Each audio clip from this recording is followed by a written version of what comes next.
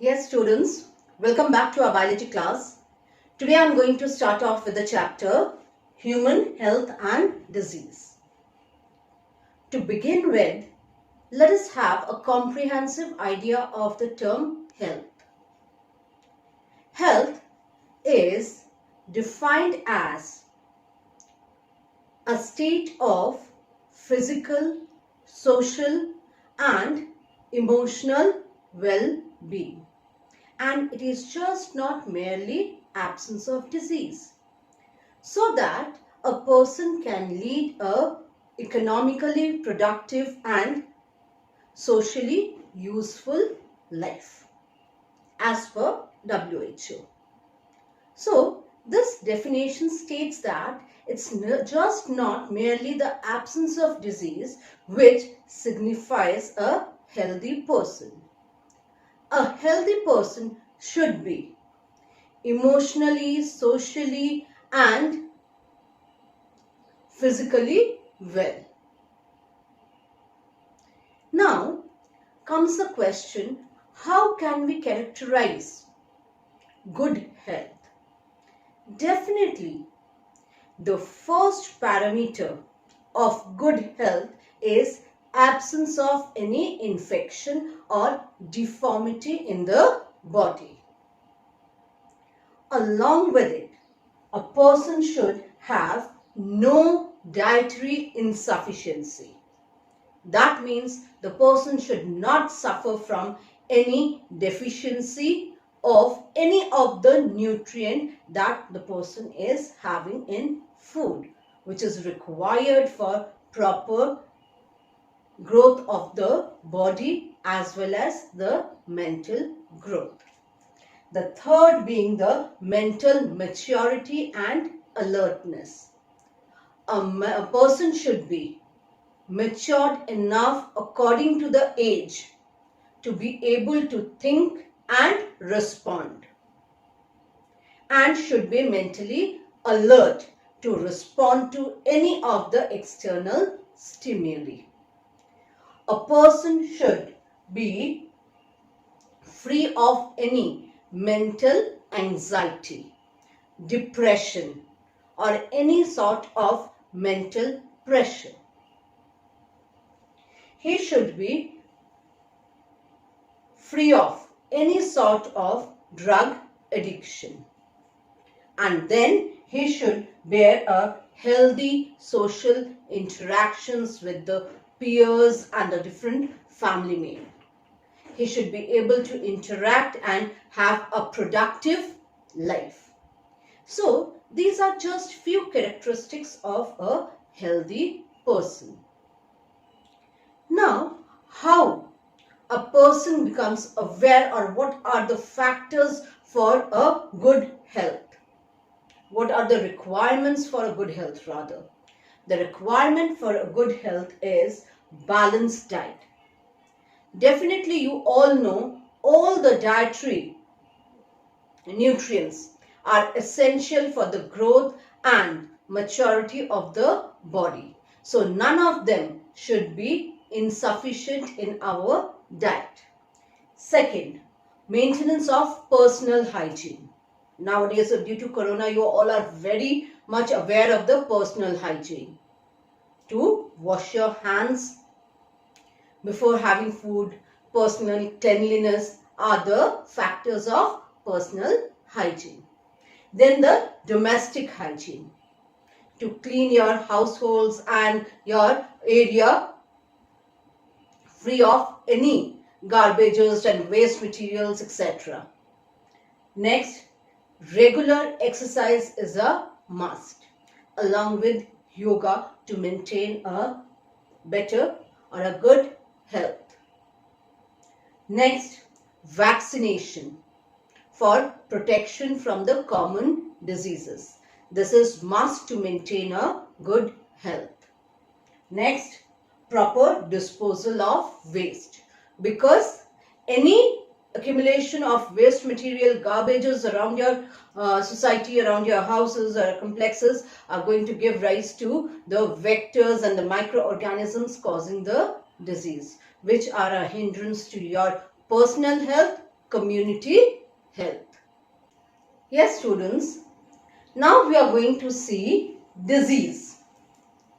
Disease, as the word implies, means disturbed ease.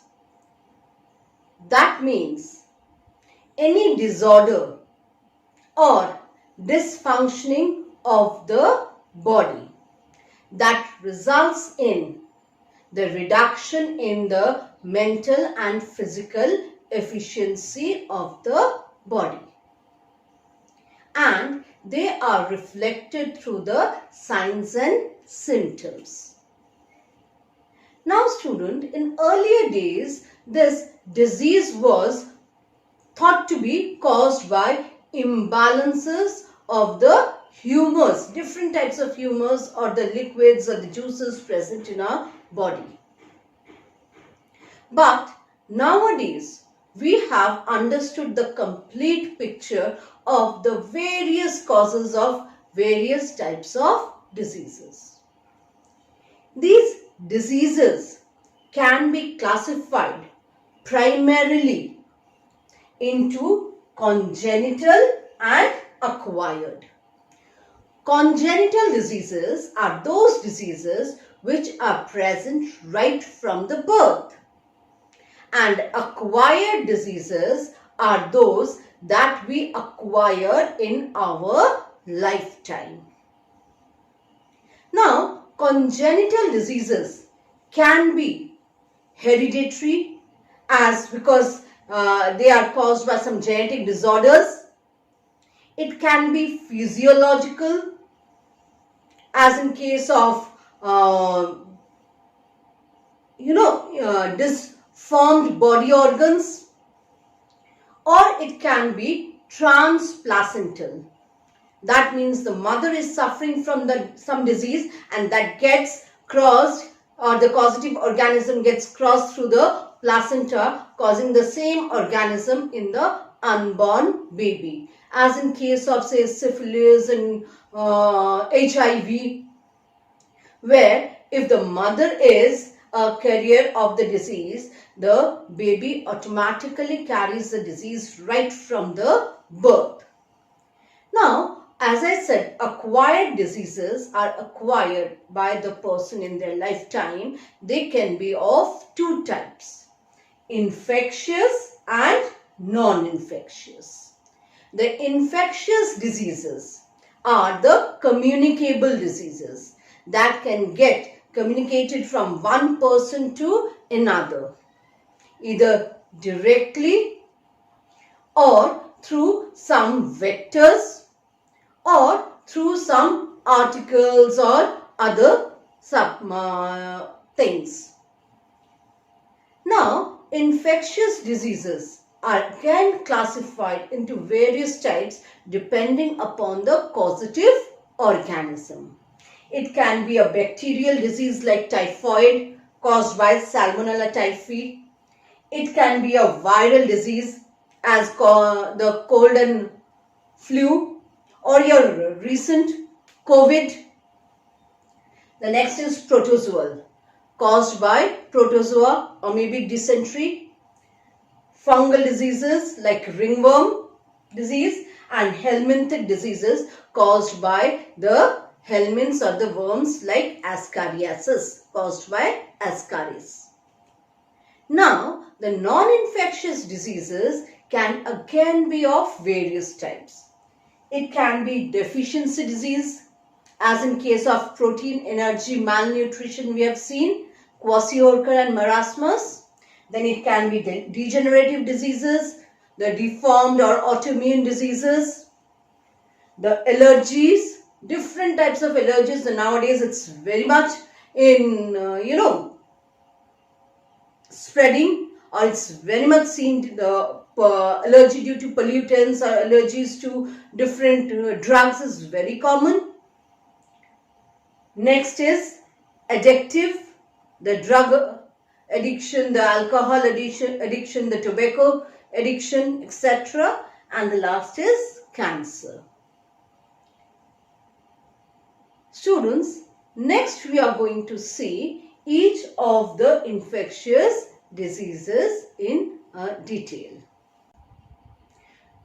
The first infectious disease that we are going to study is typhoid. Typhoid is a disease caused by the bacteria Salmonella typhi or Salmonella paratyphi sometimes. Now, there can be some people who are asymptomatic carrier of this disease. And you know, the most famous case of asymptomatic carrier of typhoid is Typhoid Mary or Mary Mello. This lady was a cook and she used to spread this typhoid through cooking and other ways for many years. So she was a very well-known case for asymptomatic carrier of typhoid. Otherwise, most of the people are sufferer of the disease if they get Salmonella infected. Now, this disease has an incubation period of 1 to 3 weeks. That means incubation period is that period of time between the infection of the causative organism and the reflection of the signs and symptoms of the disease. So it takes 3 weeks, 1 to 3 weeks for the disease to be evident through signs and symptoms after infection of Salmonella typhi. Now, this disease can be diagnosed by a test called Wedel test for its antigen O, which is present in the lipopolysaccharide layer of the membrane, and the H antigen, which is present in the flagella. So by testing the antigens through antibodies of O and H in Wedel test, we can diagnose typhoid. At the same time, the bacteria can be isolated from the various aspirates of the body in the order blood in the first week, the aspirates of the stomach and other areas in the second week, stool in the third week, and urine in the fourth week. We can isolate the organism or Salmonella typhi from the various body fluids in this order: BASU, that is B for blood, A for aspirate, S for stool, and U for urine in first, second, third, fourth week of infection. Now, the symptoms of the disease is high fever due to the release of the endotoxin by the lysed bacterium. Second, stomach pain. Third, splenomegaly, that means enlargement of the spleen. Fourth, loss of appetite. Fifth, bradycardia, that means reduced heart rate. Next, diarrhea. Actually, what the bacteria does, it enters through the food and the contaminated water into the intestinal cells. There they first multiply, increase their number. Then they move to the lymphoid organ. There they multiply.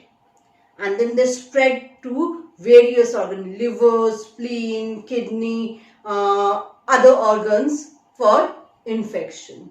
They lyse the cell, come out, and again come back to the intestinal mucosa. And during the lysis of the cell or the bacterium, they release the endotoxin, which causes the very high fever in case of typhoid infection. Definitely it is treatable, and it is treated with the help of antibiotics like ampicillin and chloramphenicol.